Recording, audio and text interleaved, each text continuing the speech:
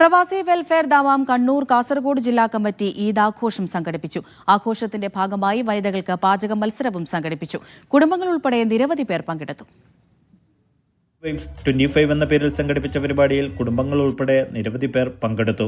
Saudi കിഴക്കൻ പ്രവിശ്യയിലെ കലാകാരന്മാർ അവതരിപ്പിച്ച സംഗീത നിശയും വ്യത്യസ്ത നൃത്യങ്ങളും അരങ്ങേറി.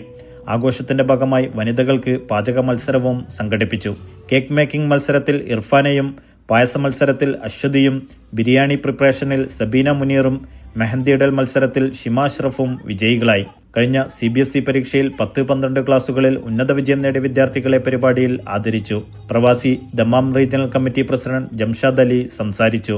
ജാബിർ, ബിനാൻ ബഷീർ, ജമാൽ പയ്യന്നൂർ, സലീം, ഷമീം, അസ്ലം, ഷക്കീർ, ഫാത്തിമ ഹാഷിം, റജിന അസ്ലം, സജ്ന ഷക്കീർ എന്നിവർ നേതൃത്വം നൽകി.